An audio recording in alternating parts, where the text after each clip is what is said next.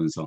제가 이 책을 딱 출간하고 출판사로부터 이걸 받았습니다. 근데 이게 출판사 거기 그 사장님께서 말씀하시기를 첫 번째 책이라 하시더라고요. 자기 출판사에서 만들어낸 첫 번째.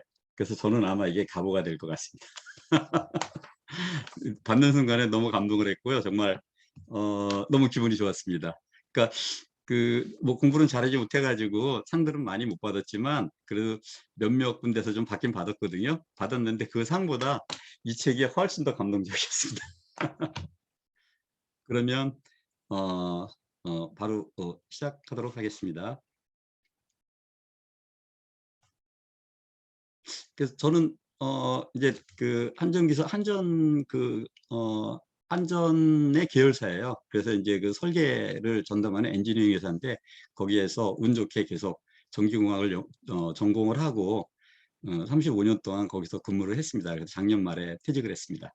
그래서 아까 말씀드렸던 것처럼 이렇게 목차를 다 준비하면서 이걸 하나하나 말씀드릴까 하다가 이거는 아니다라는 생각을 해가지고 목차 외에 아까 말씀드렸던 그 배경이라든가 그런 부분들에 대해서 한번 여러분과 한번 나누도록 하겠습니다. 그래서 저희가 그 책 표지를 보게 되면 제3의 본성을 만들면 네. 예. 그 책 표지를 보게 되면 책 표지에 여기 고개 하나에 그 스테이트먼트가 하나 써 있는데 그게 뭐냐면 제3의 본성을 만들면 생각하는 대로 삶은 이루어진다. 이게 주제입니다, 사실은. 그래서 요 주제를 초점으로 해가지고 모든 내용들이 요 주제를 정점으로 해서 이렇게 달려가고 있습니다. 그래서 맨 마지막에 가시면 요거에 대한 저의 그 어떤 소회가 제가 드리고 싶은 말씀이 몇 줄로 이렇게 기술되어 있습니다. 그래서 제가 이 책을 쓴 배경은 어떤 제3의 본성에 대한 나눔의 필요성을 제가 느꼈기 때문에 그러거든요. 그런데 그것이 왜 그런 걸 느꼈느냐 하면 제가 이제 은퇴를 앞두고 이제 정년퇴직을 앞두고 제가 어떻게 살 것인가라는 거를 생각을 하게 돼 있습니다. 그래서 어떻게 살 것이냐라는 것을 생각하다 보니까 그럼 뭐를 준비해야 되지? 라는 그런 생각이 들더라고요.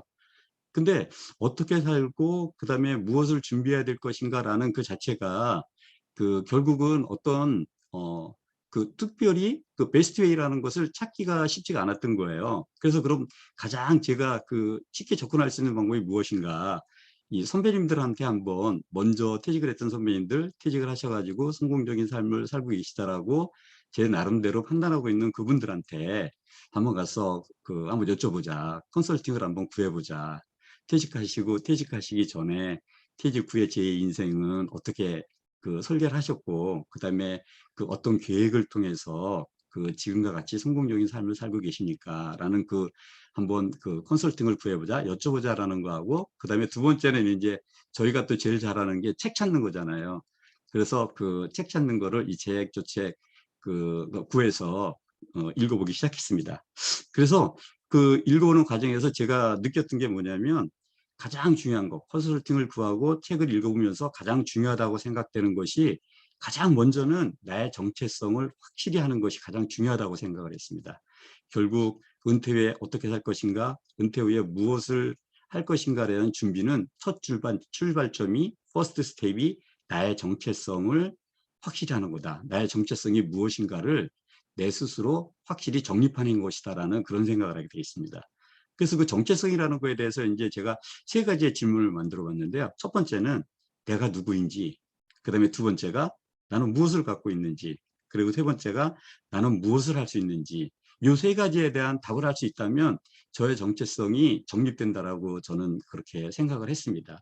그래서 이제 그거를 찾는 과정이겠죠. 그래서 생각을 해보니까 결국 저의 정체성을 찾으려면 저의 팩트를 알아야 되거든요. 제가 어떤 사람이었는지.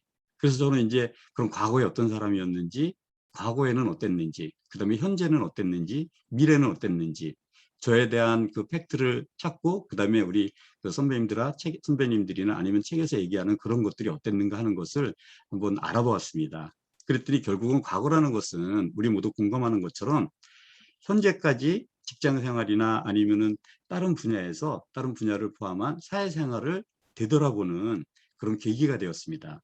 그래서 되돌아보는 계기가 됐고, 그래서 되돌아보면서 얻은 생각은 어떤 거였냐면, 저 자신의 생활 속의 공과를 그리고 주변 분들과 만났던 분들이 생활을 되돌아보게 됐던 것이죠.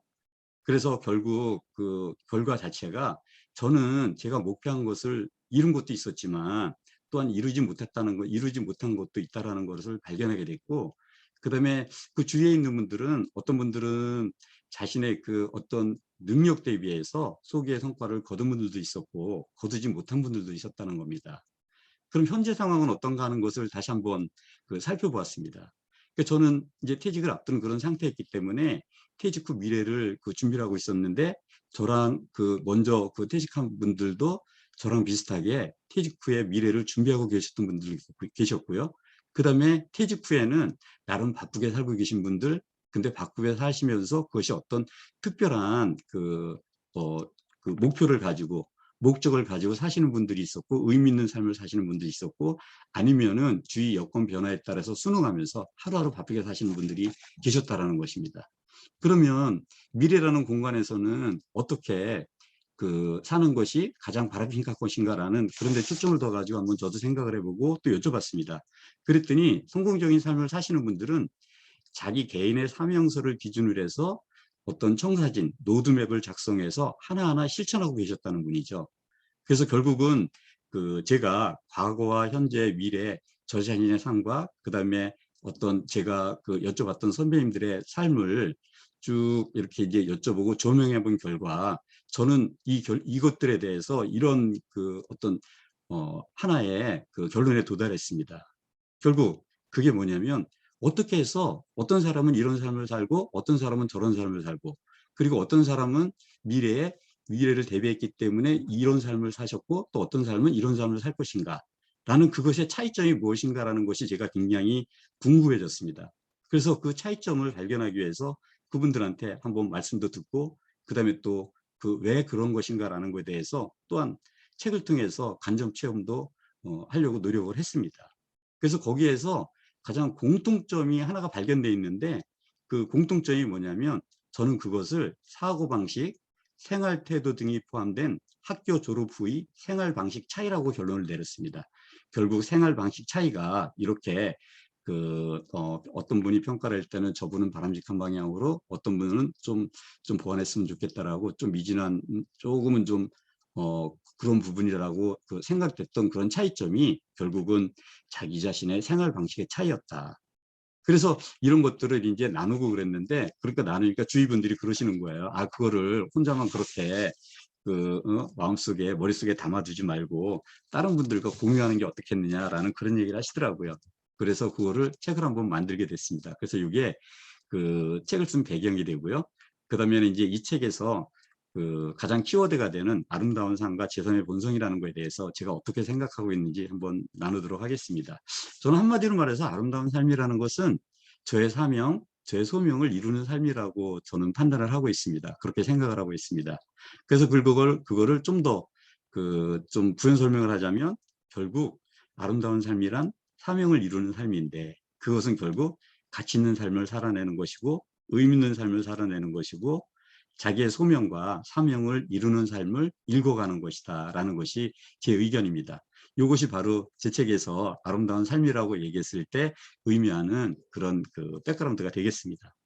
근데 중요한 거는 뭐냐면, 그럼 아름다운 삶을 어떻게 내가 살아냈느냐? 너는 그럼 아름다운 삶을 살아냈니? 못 살아냈니? 어떤 평가를 받아야 되는데, 그 평가라는 부분에 있어서는 어떻게 생각하느냐라는 거거든요.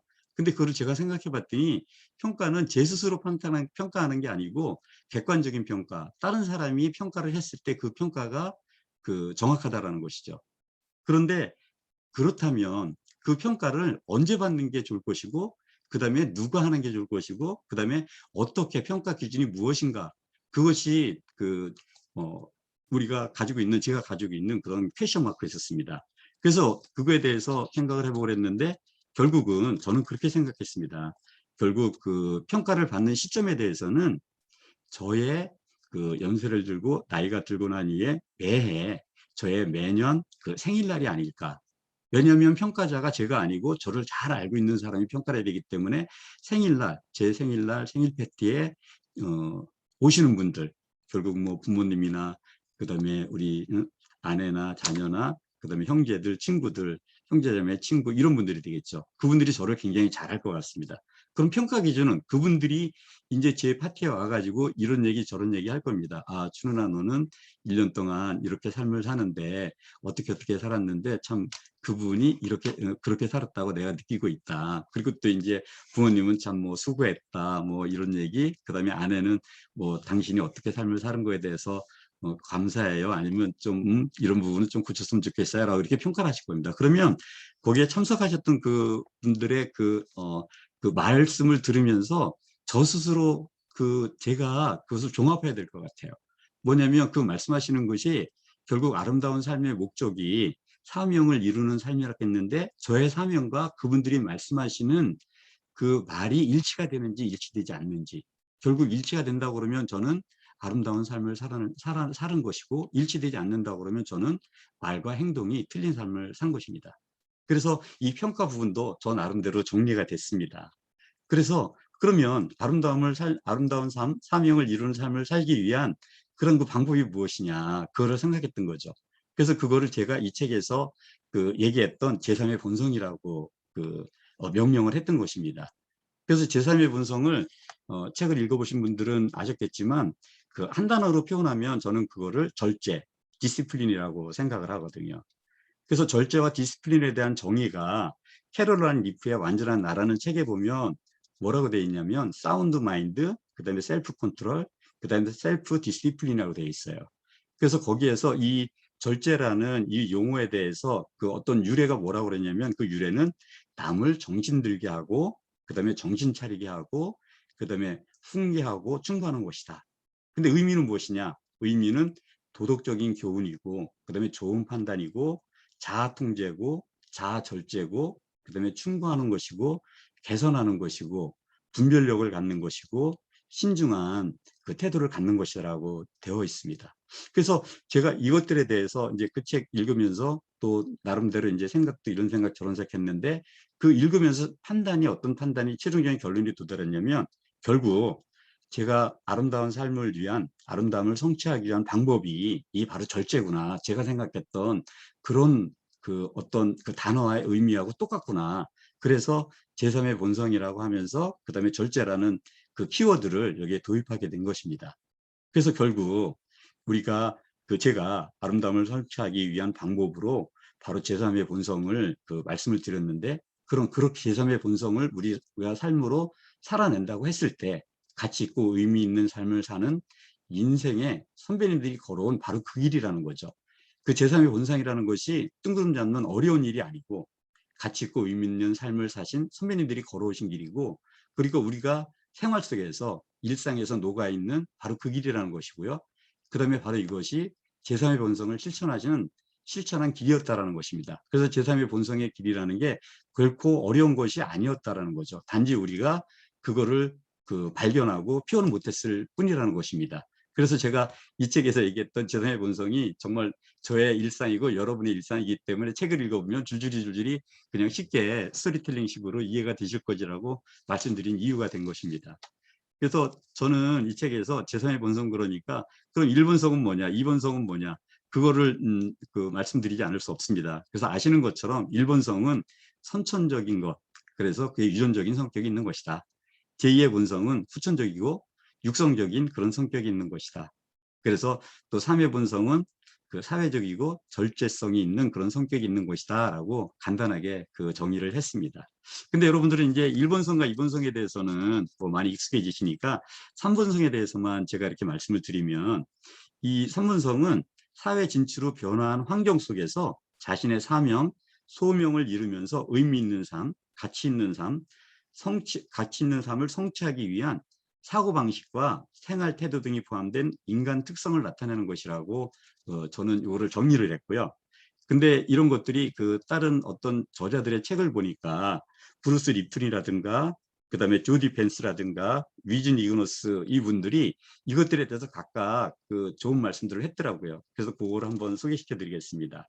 그래서 첫 번째, 당신의 주인은 DNA가 아니다라고 얘기를 했고요. 두 번째, 뇌 가수성에 대해서 얘기를 했는데 생각을 따라 뇌와 몸이 변한다.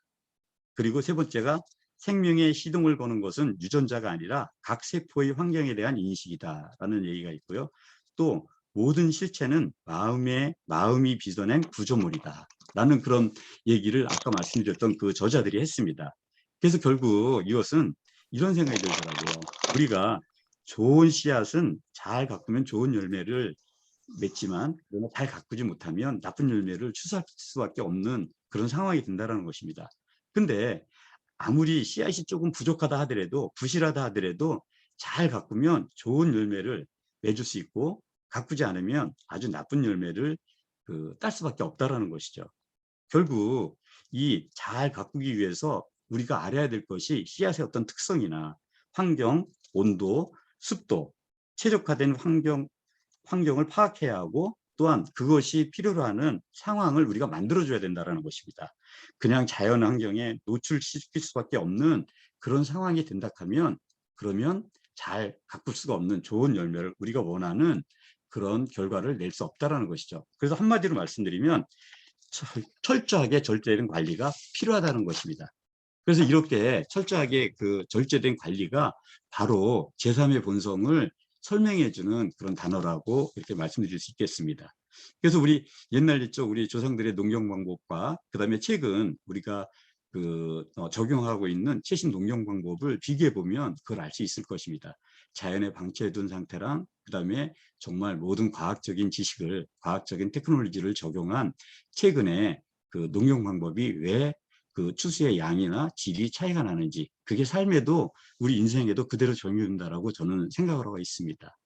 그러면 이런 제3의 본성을 우리가 삶에 적용한다고 그러면 어떨까요? 저는 이렇게 생각합니다. 아무리 어려운 환경이 나한테 다가와도 변화된 환경에 우리가 놓여진다 하더라도 항상 절제된 생각과 행동을 기반으로 반응하게 된다 그러면 우리 몸이 그 환경에 최적화됨에 따라서 최고의 성과를 낼 수 있는 기반이 조성이 되고 목적을 성취하게 될 것이라는 것입니다. 그래서 결국 그 목적을 성취된 그 결과가 결론적으로 말씀드리면 절제된 품성이라는 거죠. 절제된 품성의 결과라는 것입니다. 그래서 이제는 저 모든 성취를 얼마나 했느냐 안 했느냐 아까 말씀드렸던 과거와 현재와 미래에 대해서 차이가 나는 그 갭이 결국은 원인이 무엇이냐 그걸 한마디로 말씀을 드리면 제3의 본성 활성 정도의 차라고 저는 이렇게 생각을 했습니다.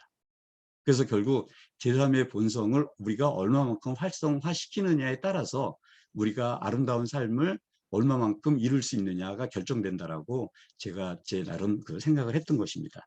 그러면 이 제3의 본성이 제 나름은 이게 어떤 뜬구름 잡는 얘기 그런 것보다도 어떤 배경적인 이론이 있을까라는 그 부분들에 대해서 관심을 갖다 보니까 그런 부분들이 제 나름대로 발견을 했습니다. 그래서 첫 번째가 이제 브룩스 립튼이 쓴 당신의 주인은 DNA가 아닙니다라는 책이 있거든요. 그래서 그 책을 보면 어떤 얘기가 있냐면 생명의 시동을 거는 것은 유전자가 아니라 각 세포의 환경에 대한 인식이다. 각 세포의 환경에 대한 인식이라는 것이고요. 그 다음에 두 번째는 우리의 삶의 특징은 생명체를 움직이게 하는 환경으로부터 오는 신호에 대한 반응에 의해 결정이 된다는 것이죠. 결국 우리 삶의 특징은 환경으로부터 오는 신호에 대한 반응에 의해 결정이 된다고 얘기하고 있습니다. 또 물질은 밀입자가 아니라 파동이다. 그래서 양자물리학이 얘기하는 물질은 밀입자가 아니라 파동이라는 이것도 제가 생각하기에는 이게 제3의 본성과 연관이 돼 있다라고 저는 그렇게 판단을 했습니다. 그리고 이제 두 번째 존 디펜스가 쓴 책이 꿈을 이룬 사람들의 뇌라는 책이 있습니다. 그래서 꿈을 이룬 사람들의 뇌라는 책을 보게 되면 여기에 신유, 자연적인 치유라는 그런 항목도 있고요. 생각이 곧 현실이다라는 그런 얘기도 있고 신유의 원리, 이것은 시공간을 초월한다라는 그런 얘기도 있습니다. 그 다음에 뇌 연구의 새로운 시작, 뇌 가수성에 대해서 얘기를 있고 이게 요즘에 핫한 분야로 떠오르고 있죠. 그래서 뇌 가수성, 그래서 결국은 그냥 간단하게 말씀드리면 뇌는 경험, 생각, 학습 등 모든 것에 반응하여 변한다라는 것이죠. 뇌가 변하는 것은 우리가 알고 있는 그런 것보다도 더 새로운 영역으로 확장이 되고 있습니다. 결국 뇌는 우리의 경험이 어떤 거냐, 그다음에 우리가 어떤 생각을 하느냐, 우리가 무엇을 학습하느냐에 따라서 뇌가 반응한다는 것입니다. 뇌 회로가 꾸며진다라고 얘기하고 있습니다. 그래서 그게 그 습관화되고 자기 그거를 계속 그 스스로 반복을 했을 때 내가 뇌 회로 자체가 픽스된 퍼머넌트한 회로가 되는 것이고, 그거를 그 반복하지 않고 그랬을 때는 템포러리 회로가 됐다가 뇌 회로가 그렇게 됐다가 어느 순간에 사라지게 된다 합니다. 그래서 유전적인 뇌는 그 인간이 인간으로 태어났을 때 유전적인 뇌가 형성이 되는데, 유전적인 뇌가 형성된 한 부분에는 인간으로서 아까 말씀드렸던 그 제1의 품성이 있죠. 제1의 본성. 제1의 본성을 갖는 것이 유전적인 뇌로서 뇌 속에 한 회로를 형성하고 있답니다. 그래서 제2의 본성은 그렇게 이제 교육을 받고 그러면서 그것이 되풀이되고 막 그러면서 그게 처음에는 템포러리였다가 그다음에 나중에는 퍼머넌트로, 그다음에 제3의 본성도 그렇다라는 것입니다. 그래서 내 가수성이 이 제3의 본성 배경 이론에 정말 제가 참 적합한 거다라고 요거를 딱 보면서 정말 무릎을 쳤습니다. 그래서 결국 뇌는 스스로 변화하고 재건되는 능력을 가지고 있다는 것이고요. 그러므로 우리가 우리 뇌를 선택적으로 변화시킬 수 있다는 그 이론의 어떤 바탕, 그런 그 어떤 팁을 제가 여기서 얻게 됐습니다. 그리고 세 번째는 위진 이그노스 노벨상 했는데, 이분은 말씀하시기를 모든 실체는 마음이 빚어낸 구조물이다라고 이렇게 표현을 했습니다. 그래서 결국 제가 제3의 본성, 아름다운 삶을 살기 위한 제3의 본성이라는 것이, 이게 그 어떤 책에서 보니까 이 책에서 여러 가지 얘기들을 하시는데, 그 얘기들이 제가 직장 생활을 하면서 생활하면서 느꼈던 그런 부분들하고 접목을 시키다 보니까 이게 제1의 본성, 제2의 본성, 제3의 본성이라고 새로운 디파인을 한다 하더라도 이게 손색이 없겠구나. 그럼 제3의 본성이라는 단어를 우리 처음 그 직장 생활 시작하는 분들한테 이거를 정확하게 그 데피니션이 무엇이고 이것을 했을 때 어떻게 당신이 변할 수 있다라는 것을 정확하게 설명해 주고, 그다음에 그거를 정말 그 사람이 실천할 수 있는 환경을 만들어 준다 하면, 그러면 그 사람은 자기가 자기의 어떤 사명, 인생의 소명을 이루는 직장 생활에 있어서의 어떤 여정 속에서 굉장히 보람 있는 삶을 살 수 있을 것이다 라고 생각을 했습니다. 더욱 그것이 저처럼 이제 제2의 인생을 시작하는 사람 입장에서는 이게 제3의 본성이라는 것이 직장 생활에는 35년에만 적용되는 것이 아니고 향후 제가 제2의 인생을 시작하는 저에게도 이게 적용이 된다는 것을 뒤늦게 깨달은 거죠. 그래서 결국은 이게 여기 나와 있는 이 책에 소개되어 있는 그런 어떤 예제라든가 그런 부분들은 대부분 제가 직장 생활을 하면서 제가 경험했던 것, 그다음에 제가 다른 사람이 경험했던 것을 보면서 그것을 예제로서 여기다가 제시를 했던 것이고요. 근데 그거를 정리하면서 제가 느낌은 이게 나의 과거가 아니고 나의 미래구나. 결국은 제3의 본성이 저의 미래를 성공적으로 삶을 살 수 있게 하는, 제가 결국 이 세상을 떠나서 하나님 앞으로 갈 때 우리 자손들한테 그리고 저의 지인들한테 이 말을 들을 수 있게끔 저의 그 행동 고지를 해야 되는 어떤 삶의 지침이구나라는 그런 생각을 했습니다. 그래서 이게 제가 여태까지 제 책을 쓰게 된 그 배경입니다. 근데 사실 이 책 이제 출간되고 난 이후에 많이 이렇게 뭐 판매되거나 그러지는 않았었습니다. 근데 제가 예상했던 그 독자들은 제가 좀 전에 말씀드렸던 그런 부분에 공감하시는 그런 분들이었었거든요. 그래서 그분들한테 제가 이런 분들이 저의 독자가 됐으면 좋겠다라고 생각을 했었는데, 아주 우연히 이제 책을 내다 보니까 저희 이제 친구들이나 저를 아는 사람들이 가끔씩 가다가 오락하더라고요. 책 사준다고. 그래서 몇 권 사줄 거니? 그러니까 자기는 이제 조그만 중소기업하고 그러는 사람들은 뭐 30권, 어떤 사람은 50권, 10권 이렇게 사주더라고요. 그래서 고맙다고, 그러니까 공짜가 어딨냐 그러더라고요. 그럼 가면은 그 책에 대해서 우리 직원들한테 자기 같이 일하고 있는 가족들한테 얘기를 해주라 해요. 근데 그럼 제가 뭐라 그러냐면, 그럼 네가 이 조직의 리더로서 같이 일하시는 가족들한테 어떤 얘기를 해드리고 싶냐. 조직의 리더로서 직접 얼굴 맞대고 얘기하기 힘들 테니까 한번 얘기해보라 그러면 쭉 얘기를 해줘요. 그럼 얘기를 해주면 얘기 듣고 저는 바로 그 자리에서 그 직원분들과 같이 일하시는 가족들과 얘기하는 게 아니고 한 하루나 이틀 정도 그 숙성을 시켜가지고 제가 말씀을 드리거든요. 그럼 말씀드리면 제가 느꼈던 게 어떤 느낌을 들었냐면 말씀드리고 난 이후에 그분들이 어떤 분들은 많지는 않지만 간혹 그 저기 메일을 보내고 그래요. 아, 너무 감사하다고. 근데 그 감사하다는 그 말 한마디 듣는 것이 그 제가 책을 쓴 이게 그 보람이 되더라고요. 그래서 여러분께 마지막으로 이렇게 이제 그 추천드리고 싶은 거는 뭐냐면 여러분도 한번 책을 이렇게 쓰시게 되면 지금까지의 삶이 정리가 되고 그 다음에 향후 내가 어떻게 삶을 살 것인가에 대한 그 청사진을 그리는 그런 아주 터닝 포인트가 될 것 같습니다.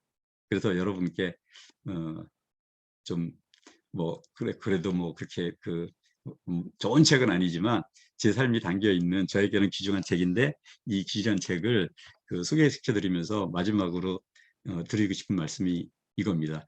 여러분 모두 책 한 권 꼭 쓰세요. 빠른 시일 내에. 그러면 여러분은 삶의 자세가 분명히 틀려지실 것입니다. 그리고 여기 PPT에 나와 있는 거는 이 목차 그래서 이거를 계속 설명드리려고 했었는데 이거는 목차기 때문에 그냥 그 생략하는 걸로 하겠습니다. 예, 이상 간략하게 그 미니 저자와의 특강이니까 저도 미니로 설명드렸습니다. 이상입니다. 감사합니다.